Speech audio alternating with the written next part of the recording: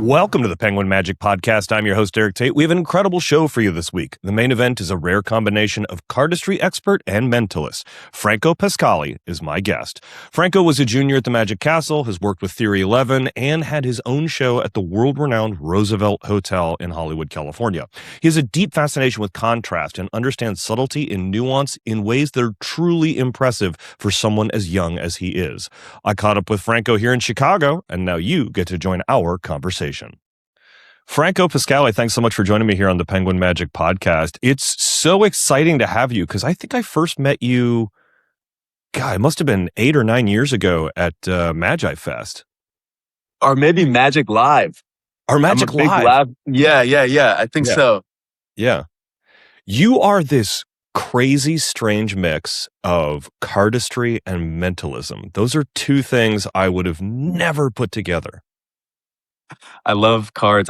Lately, the more time that passes, I've been getting more and more into mentalism, but I'm very much so close-up card guy at heart, completely obsessive with that, and always throwing cardistry into the mix. And yeah, you're right. I mean, there are shows where part of my show will be I'm showing the hands doing cardistry, I'm doing close-up card work, and then I start doing mentalism things as well on like hour-long shows or when people book me. So I do love that. And keep in mind, I'm like one of the young kids that huge Dan and Dave fan. Yeah. So seeing them do cardistry and card sleights, I became kind of a move monkey, and I fell in love with both right away. How do you blend those two in a show? It's just so wild. As you say that, by the way, I'm dropping cards. I'm like, how do I blend them? Like, no, you have to. So, there's if we're going for like the age old, you don't want to show how skilled you are, right? This is something that people say to certain degrees, depending on who you're hearing it from. But for me, I think it's always just been a matter of knowing when it is and is not okay to show how skilled your hands are. So like a very direct, easy example of that would be even in, we're at the hand in the eye and we're doing magic at the hand in the eye right now, which is incredible. So like being in that room, the very first thing I do is an entire cardistry sequence that's very technical. Mm-hmm. And then something happens with the deck that's very technical. But the trick right after is 3 people shuffling and doing things with the cards where I'm not controlling anything. So really, it's just a matter of playing with contrast and never going like totally into one or the other, but you let them balance off each other. It's like, oh, they just saw, damn, this guy can do anything with cards. Whoa. But the next thing they see is, wait a second, he hasn't touched the deck for a minute and people are doing things. So I find that does something interesting to people's minds, and you're playing with expectations and also the feel and timing of what's going on. But yeah. I love that because I think for a long time, magicians have often like had this idea of like, oh, if you're a mentalist, you can't have any skill, or if you want it to seem like real magic, you can't have any skill. But there's this like new generation of magicians who are, and you're very much at the forefront of this, who are blending it, and it's okay for you to have skill, and things can still be magical and meaningful. At least, totally. At least that's how I've always approached it as well. But it's like really fascinating to see this younger generation like really embrace it. I'm here for it. I love it. And it's just, again, things do evolve. I mean, naturally, more people do cardistry. Just as a whole, I know cardistry is not magic, but adjacent in many ways. And I think just as those numbers went up, we have started seeing more hybrids of magician and cardist. And it's still a rare thing, we'll only see more and more. I'm just interested in the solutions people will have for that in their own repertoire. Like for me, I'm already such a fan of all types of card magic. And that, of course, includes, Leonard Green is one of my favorite magicians of all time. Danny DeOrtiz in many ways is just one of my absolute favorites. And the only reason I bring them up is because they harbor chaos in a way that is very contradictory to cardistry. Now, funnily enough, even in that master file, those Leonard Green DVDs, he shows you some cardistry moves, and Leonard actually did cardistry too. So even though he was a master of chaos, we can directly go back and see, wait, Leonard Green actually also did both. And he just totally understood the way of doing that. And even when Leonard did cardistry, it was a sloppy, fun cardistry style, which of course it works with him. But, it's really easy for me to kind of winning formula, right? It's like, do something highly technical and then do something that's more hands off. That's a very simple thing that works for me in different ways, but I'm curious to see what solutions other performers use for their own acts, because it is nice to see what could happen. I think that audiences truly appreciate cardistry when they see it done well, because there's this element of it that it's not dissimilar to juggling, that like when you do it really well, it shows this familiarity with your props that is it makes them feel like more comfortable about like the crazy amazing stuff that's happening, because it sort of reminds them that it's not supernatural in a way. I don't know quite what it is, but it really does. I think it elevates it rather than hinders it, in a way that magicians have traditionally thought. Definitely. There's this idea of how fast can you get an audience to like you. This is something we all relate with. We've all had our own solutions to how fast you can get an audience to like you. There's a similar thought, which is, how fast could you communicate to the audience that they're in good hands and that you're a professional? And often those are not the same things, although we want to have both of those and we want them to believe both of those things. So I've found that by doing skillful things, whether it's cardistry, it is a shortcut to let them know that they're in good hands. Psychologically, they may not be thinking about it, but they're staring 10,000 hours in the face. And when you see 10,000 hours in 30 seconds, they understand something at that moment. Yeah. Right? Yeah. And then we want to guide them to the right direction. There's also things like, there's this just idea of quantifiable skill to the outsider. So when you do cardistry, it's a very quantifiable skill right away, because anybody that's ever held a deck of cards understands what they can and cannot do. Even to the extent where a magician asks somebody to shuffle a deck, some people just go right for it. They might do this, they might do a riffle shuffle if they know, they might do one of these, whatever it's going to be. But every once in a while, I'm sure you've experienced this, you get somebody that's immediately shy because they're thinking to themselves, I'm not very good at shuffling. You even have spectators say that all the time. I'm not very good at shuffling. So that grounds them to the object. And when they see it, they go, oh, I can quantify how difficult that is. Mentalism is very difficult to quantify how difficult it is. They're quantifying other aspects of it. They're asking themselves many questions about what may or may not be true and how you're gathering the information. But it's hard for them to really understand, oh, that's a really hard thing to do, as opposed to them understanding that's a really impossible thing to do, which they do understand through mentalism done well in different ways, right? Does that make sense? It totally does. And it actually leads me towards a question that I have of you, which is, what is it that has attracted you to mentalism? And why is it such a major part of your work now? Because typically when I meet someone who is as well known for cardistry as you are, they tend to perform stuff that is significantly more visual in nature. And mentalism, by its very definition, is not visual in nature. Yeah. Yeah. What is it that drives you to do mentalism? So there's there are so many answers. Let's start with the most boring one. Okay. Mm-hmm. I make most of my living performing magic. And the truth is, they don't always want card tricks. That's the absolute truth. So that's like the most boring kind of reality answer. It adds a dimension that they are more and more increasingly familiar with as people are booking mentalists and seeing mentalism out in the world. So it kind of goes like, oh, damn, this is a person that which is funny because we know on the inside it's not always directly true, but they see it as a person who mastered some element of human interaction and psychology, right? That's just what I think in the general sense, people believe this, right? What Mhm. draws me to it, what drew me to cards? I'm a David Blaine kid. I grew up on David Blaine. Okay, so Yeah. that, of course, is part of the reason that drew me to cards. I grew up, my dad would play card games with his friends. Also, a huge reason that I'm into cards. So drawing that parallel, I'm also just a huge Darren Brown fan. And I'd be lying if I said I wouldn't marvel at every single piece of Darren Brown content I could find. And I would just be like, man, he's good, and they're filming it cool and he's charming and interesting and damn. So in terms of like past influences, that's definitely something that gears me towards it. And I think another big one is I'm obsessed with contrast. So going back into this idea that I'll do something very technical with the cards, and then I'll do something where I'm not touching. My brain goes, this contrast makes it fun for me.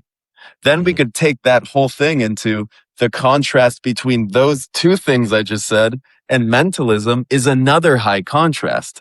So I like to stack those. And because mentalism is often not visual, and this is just more something I'm working on and working towards. I now am more interested in what are the visual mentalism routines, and what can we Yeah. do that's visual, and can we figure out some sauce? Because that's another good thing to get into, right? Throw into the mix. But I would say just contrast all at once. People are scared sometimes to mix different flavors, but it's fun to. The drive to focus so much on contrast is really, really interesting and makes for a much more textured and dynamic experience for the lay audience, I think. Because I can see how a magician might watch the show and be like, and find it jarring because they're expecting, like, they see a bunch of visual stuff, they expect it to be visual all the way through. They see mentalism, they expect it to be mentalism all the way through. It's so rare that you see it uh, combined in this way that I have to imagine that it's polarizing for your magic audiences, but hyper engaging for your lay audiences. I hope so. I hope so. There's another truth, which is when I'm doing a 20-minute set or 25-minute set, Mm-hmm. I'm not often throwing them into the multi-dimension space. I might be Oh. very much in Franco close-up zone. When I'm Mm-hmm. strolling, I'm doing everything. I'm doing mentalism, I'm doing visual beats, I'm doing cards. I might even do a couple things with phones. And of course, in an hour-long show, I'm able to kind of play with a little bit of both of those, right? So that's also true, yeah. Speaking of hour-long shows, are you still doing your magic show at the Roosevelt? No, that was pre-COVID, but Pre-COVID? very cool. Yeah, yeah, yeah. It was a Can while you back. I was looking this up because I'm realizing now that it was back in 2018, but the Hmm. Roosevelt is such a cool venue. Very cool. Can you tell our audience a little bit about what you were doing? I mean, like you've clearly, I Totally. mean, that was so long ago, and you Yeah. were 21 at the time, and Yeah, yeah, I think like so. Yeah, fr- 21, 22. like fresh out of the junior program. So, oh man, and people don't ask me about the creative process about that very much, but I could say this. So, first of Yeah. all, working with Theory 11, we were able to get help from amazing magicians. Colin Cloud came and helped me for a couple days. He's a close friend. He's awesome. My buddy Andrew Gerard came and helped me for a few days. He's incredible. And there was a couple other guys that were just like nice enough to be like, hey, I don't have the time for this at the moment, but I'll come to Hollywood for a few days and hang out. A lot of the Rory Adams, Kaylin Morelli, all these just homies that were down to answer my questions, knowing very well that young Franco was not a stage performer, nor was he experienced enough. I was very fortunate to be in that position. A lot of the heavy lifting I did with Danny Garcia. And Danny Garcia and I were working on that for like over a month together, just trying to find these multi-dimensional routines. And funnily enough, if I recall correctly, there was only one card routine in that show.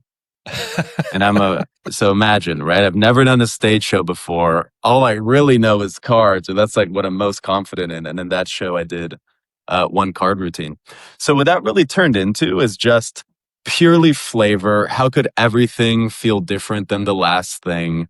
And being around a genius like Danny, who loves to hear my wacky ideas that we have no idea how to make happen. You know, we made some cool things happen. But one piece that was like, I say this is probably the most unique piece in the show, was that I would handcuff somebody to a briefcase earlier in the show. Okay.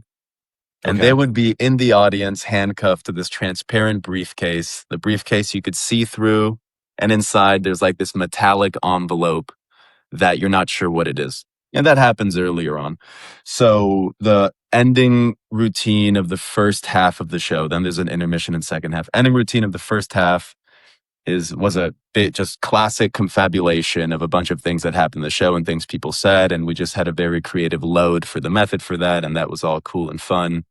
So that's kind of in the mental world, you know, it appeared like I was demonstrating the ability to influence in these different ways. And then in the second half of the show, it got to this point where, like, near the end, I asked for somebody's cell phone. I said, can we use the light on your cell phone? And I would put the cell phone on a stand, and that stand would cast a shadow on a figurine that people used to draw. So I would get this person on stage. And then I would start doing a couple of PK touch beats. I'm touching the shadow and they're raising their hand, like this mysterious kind of looked cool, and it was fun. But then when they opened their eyes, what would happen is I would say, I never touched you. You could ask them. They're going to have a crazy story for you when you go back to their seat. But one thing is true. And everybody in this room got to experience and see something that you didn't get to. So now I want you to experience something that nobody else in this room is going to know. Okay. So we would send this person to a photo booth that was in the back of the room. And when they walked into the photo booth on stage, you would see a giant screen of their face that looked very much like the way I'm framed now. And it looked like this. And they're looking at something and you don't know what they're looking at. And I would simply talk to them from the stage, like talking to this giant projection of a head. I'd say, Alex, yes or no, do you see something right in front of you? And they say, yes. And you say, is there anything in there, or is it something that holds something? You say it's something that holds something, but it's empty. Is that right? And they say, yes, right? And then I would say, don't take your eyes off of that. Keep your eyes on that. While their eyes were looking there, I would take their phone that was on the stand that we used for the PK touch, and I'd drape a silk over it, hold it up. You'd see the light shining through the silk, and then their phone would dematerialize. And on the big screen, you would see them go, whoa. You know what I mean? Yeah. Then I'd say, did something just appear right in front of your face? They would say, yes. Filling in the blanks, they're like, oh, it's probably the phone. But they would come out with a key. And this key would unlock the briefcase, that I handcuffed somebody to earlier. Inside of there would be the phone. Okay. That's awesome. It is very, very, very awesome. But it took a lot of months for me to do that smoothly. I'll be honest. That show was cool for the first 2-3 months, but a lot of things I had to figure out and learn, just it being my first real time on a stage like that. I mean, I did a tour prior to like iPick theaters where I'm doing a stage show, but that was very much like a corporate feeling show. This one is more artistic at the Roosevelt. And I think for me, the main, that experience to me, I mainly just cite it as a huge learning experience in every sense of it. You know, I'm doing things that I did a spike game in that show, something I would never do. And in the spike game, the flip was there's 5 cups.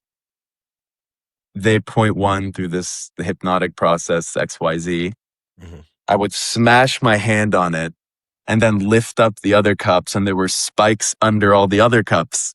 And then you start impaling the apples on those. It was like a one-phase spike game.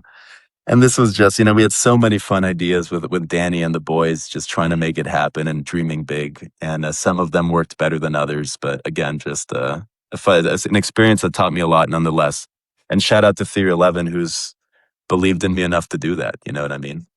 Like, it sounds amazing. I wish I could have seen it, but I think one of the interesting things you just touched on was this idea of not just projecting somebody else's face onto a screen, but really focusing on the audience seeing astonishment on someone else's face. Yeah. I know that that's something that, like, when my mom talks about like coming to see me perform, she doesn't watch me, she watches the people watching me. And I know that that's something that like I used to like to do at the Magic Castle, was when I'd bring my friends when I'd for acts that I'd seen over and over and over again, was just watching astonishment on someone else's face. There's really nothing like it. And giving that to an audience in sort of real time is a really beautiful thing to do. Dude, it's the absolute best. I love that as well. I'm just laughing now at myself because I'm playing back moments where there wasn't much astonishment on their face. I think that's for sure. Some shows where like I'm building up this super, and keep in mind when that person goes in the photo, but like something fucking appears right here, And there are times where I'm like, did something appear? They go, yeah. Oh, that's amazing. Yeah. But I agree with you. Seeing somebody else's astonishment is infectious. Yeah. There's really nothing like it. And to be able to give that to an audience in real time is just that's such a crazy idea to have at such a young age. And I'd love to see where you go with that in the future. I had help, but thank you. But thank you. Yeah, I do like that. It's funny. I'm staying with Mike, who's incredible. He'll be there with us this week too. And he was just talking about a similar thing, just like a moment where people get to see the astonishment on somebody's face, and it changes the dynamic. I mean, what a good thing. What a good thing. Yeah. So what is next for Franco Pascali? Just more magic.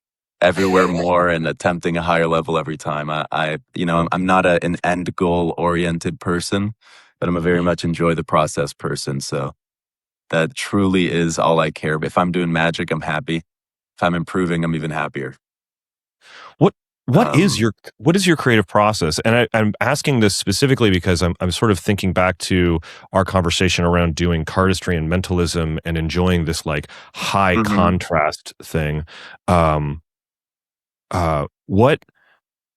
What is your process for creating new pieces? I mean, are you constantly oscillating between the visual and the mental, or are you like, what's the yes? What is it? Yeah. Do you see something and get fascinated by it, or do you pick a plot, or what's? Sorry, I'll stop asking. No. I'll let you answer. I love that question. So I'm at my most original centered around card routines, because this is what I'm most knowledgeable about. So in that regard, damn near every day, I'm logging card ideas. My notes folder is absolutely psychotic, and I try and log as many as I can, and I try and work on the good ones.